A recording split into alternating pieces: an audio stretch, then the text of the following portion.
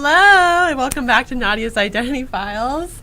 I have with me the estimable Chris Worstig. Thank you very much. Thank you for being here. Thanks for having me. For sure. As I mentioned earlier, Chris is the composer of the Identity song that you hear in my intro.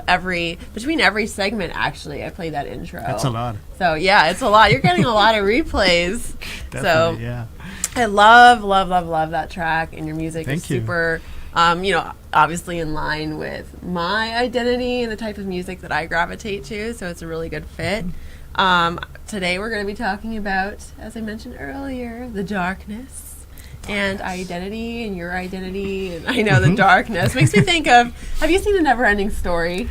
A long time ago. I mean, when I was Remember 7 the or 8 nothing? or so. Remember the nothing, you guys? If you haven't seen Never-Ending Story, I really don't want to talk to you. Like, if this means my viewership is going to be cut in half, it's okay. I'm okay with that. I don't remember a lot from the movie, so maybe you don't want to talk to me anymore. But Right? Oh, no. Well, we're going to, have a rescreening. But basically, the nothing was a metaphor for, darkness and nothingness and just, kind of a void of creativity and innocence. Mm-hmm. So it was a really interesting kind of metaphor, and that's what I was really talking about with respect to the darkness.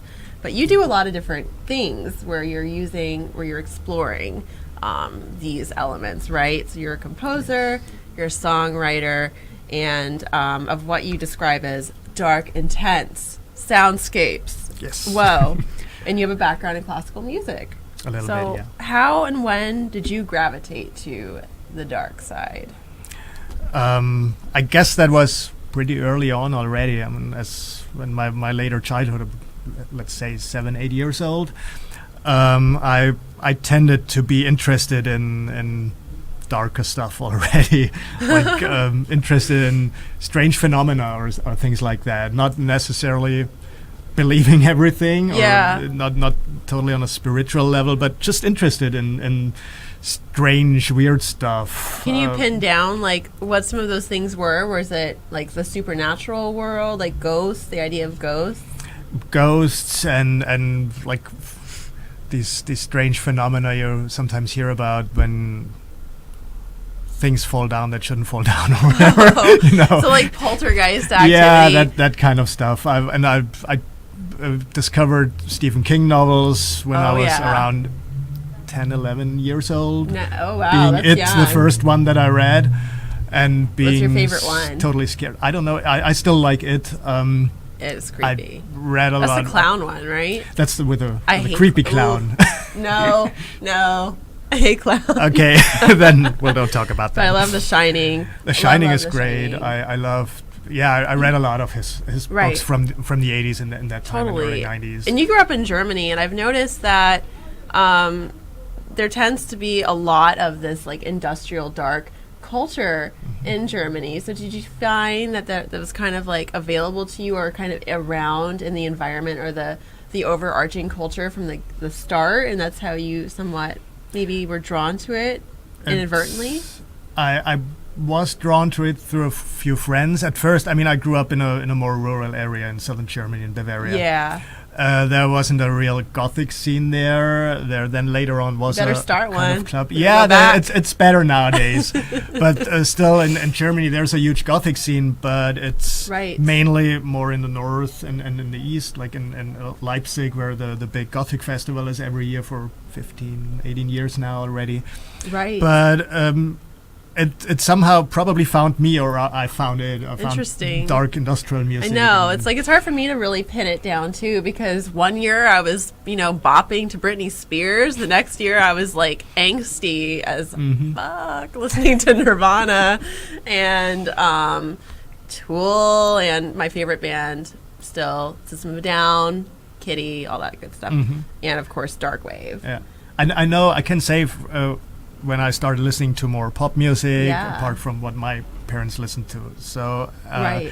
I gravitated towards more melancholy music. I immediately liked the dark songs of Pet Shop Boys. That is one of my first things when I heard Suburbia for the first time on the radio. Listened to the weekly charts show Right. on German radio. That was not an epiphany, but close. It was Suburbia. Had these dog barking sounds in it, and very dark and all that. So yeah, that started early on to I forget about that song because there's a really fantastic play which is definitely melancholy and dark in nature called Suburbia by Eric Bogosian, which is fantastic. You got to read it. Mm-hmm. So, I mean, do you consider yourself a part of like a subculture? Do you just not totally? So yes and no, maybe.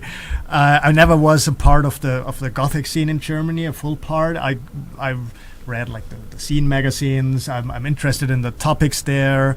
I listened to all that music from like Sisters of Mercy, typical Gothic rock. Sisters of Mercy. Yeah, they were great. They are still playing live a lot, but I'm still waiting for their new album to come out. Since I don't know talking if about that's it for 15 years happen. now. Yeah. I don't think that's gonna happen. Probably not. No. So all that and more melancholy pop music. So yeah. Right. So if you could say, kind of like looking at the intersection of the music and your identity, like how does the two come together for you?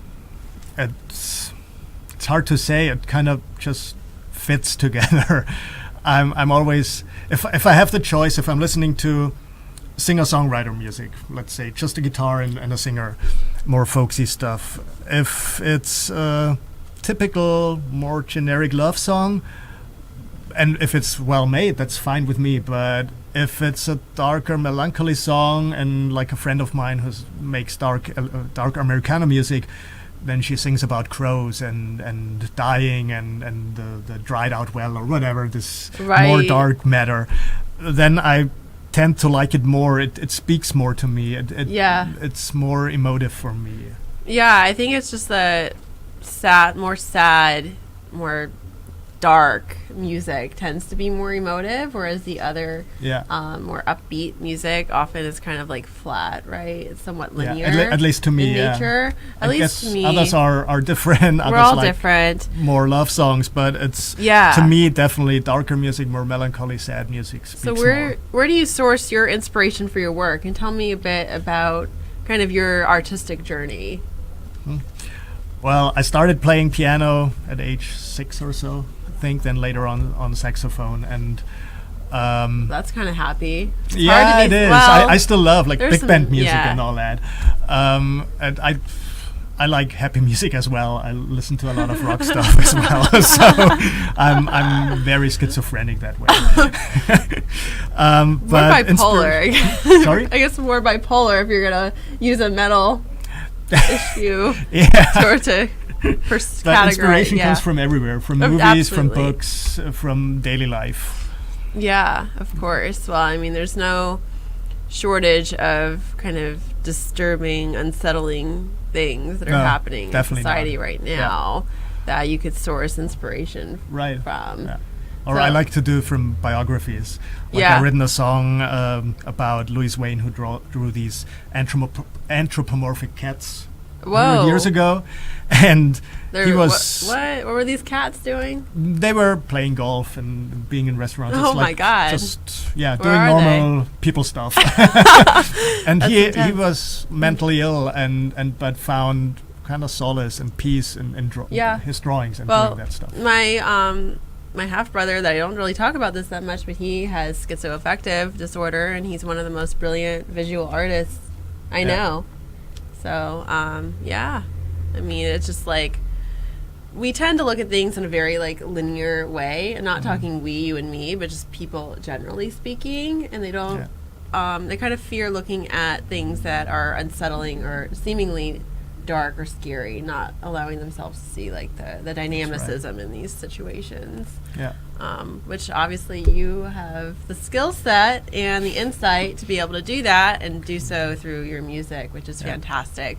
So I have Chris's website up there for everybody to see. Check him out. He's on SoundCloud.